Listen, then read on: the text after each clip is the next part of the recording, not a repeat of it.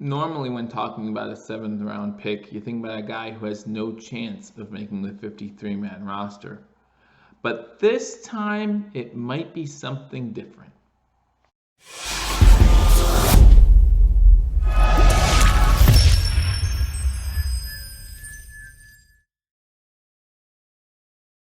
Ladies and gentlemen, welcome to Believers Talk and welcome to the last of the 2020 NFL Draft Player Profile editions of Believers Talk. That's right, the Buffalo Bills just completing their final draft pick a few hours ago, and so we will make sure we have you covered right here on Believers Talk. Again, thank you for joining me. My name is Joe. If you're new to this channel, guys, like I said, we have done every single draft pick by the Buffalo Bills. So after you're done watching this video, go back and see our reaction to every single Buffalo Bills draft pick in the 2020 NFL Draft. Hit that subscribe button. After you hit that subscribe button, make sure you hit that notification bell. YouTube will notify you when we post new content.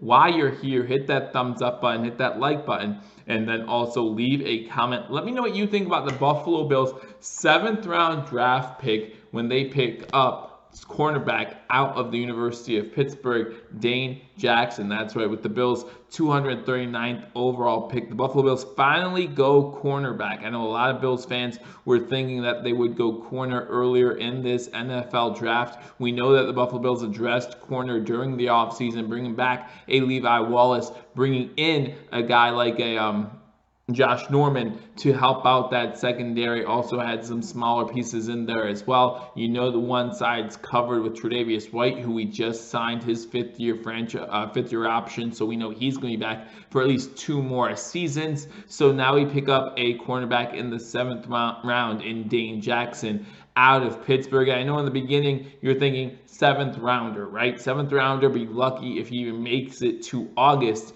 on the practice squad or anything like that. But I have a different feeling about this guy, Dane Jackson, out of Pittsburgh. Now, it could be because I am a Buffalo Bills fan. I want to say that every draft pick is going to be a Pro Bowl draft pick. But I do have reasons to believe what I believe, and I hope after this video you guys realize what I have realized as well about this draft pick as I've done some research. So Dane Jackson is 6 foot tall, 187 pounds, went to high school at Cornell High School, which is right here in Pennsylvania, which is where I am, but this is a little bit away at Coraopolis, PA. However, he did not play his high school football at Cornell because Cornell High School is too small to have a football team. They have a basketball team. He was the star on the basketball team, but he had to play football at Quaker Valley High School, which is just a short drive from Cornell High School to play football. However, one of the things that I don't think people are mentioning too much is the fact that Dane Jackson, if they're mentioning a 7th round draft pick at all,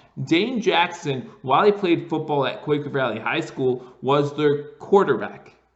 Their quarterback for 4 seasons. He led the team in rushing yards. He led the team in passing yards. Obviously, he was their do-it-all athlete at Quaker Valley. And then he goes to the University of Pittsburgh, and that's where things get a little dicey. He decides to transition into a cornerback while at the University of Pittsburgh. He uses his red shirt freshman year to become a cornerback, try to learn some things, and become the best cornerback he can be until he starts his first game in 2016. In 2016, he played in 8 games, had 18 total tackles, 1 interception, and 4 pass deflections. 2017, those numbers moved up a little bit. The coaches saw the improvement in the young man. They decided to play him in all the games that season, 12 games, 41 total tackles, 2 tackles for a loss, 1 sack, 2 interceptions, and 9 pass deflections. You see that stat line getting better and better. It continues to do so. In 2018, he played in 13 games,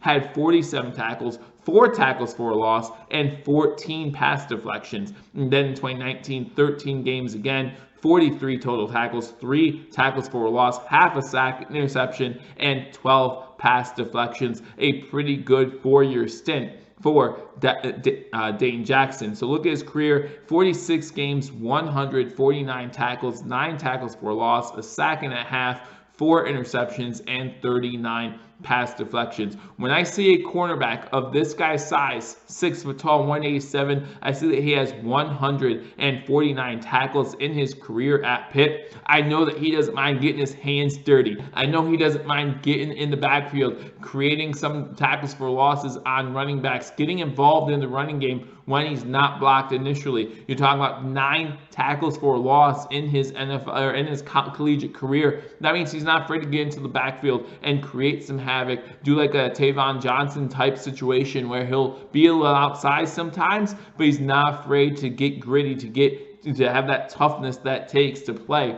in the NFL. I really like this guy's character, this guy's build, this guy's makeup. And like I said, one of the reasons why I think this guy could be more than just your average 7th round draft pick is for 4 years, guys, in high school, he was the quarterback.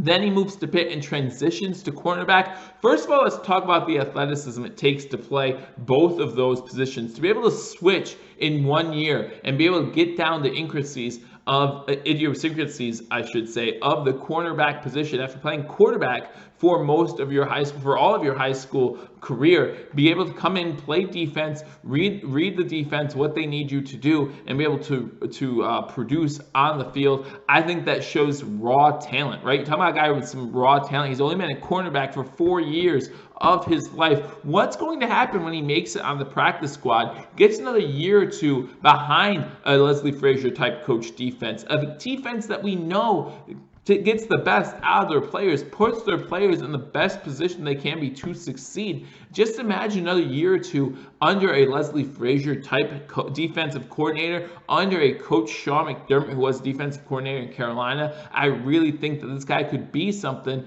if they give him a chance to develop. Again, I like this kid's athleticism. I like his toughness, his ferocity. Again, talking about a guy who had 39 pass deflections in his collegiate career, including 12 just last season, 14 the season before that. Pretty impressive numbers for a guy who started his collegiate journey coming in as a quarterback. I really like this pick for a 7th round draft pick. I think Brandon Beane and the Buffalo Bills knew what they were doing here, picking up a guy, Dane Jackson, that some had mocked going as high as the 5th round. Again, a potential backup in the NFL someday if he's given the time to develop into something that raw talent can develop into something great if the Buffalo Bills let it. So let me know what you think about cornerback Dane Jackson, Buffalo Bills 7th round draft pick 239 out of the University of Pittsburgh. Again, I really like the kid. I think this is a really good draft pick, especially this late in the NFL draft. Not sure about the value, but worst case scenario, he doesn't make the team, which is what we all expect out of a 7th round pick.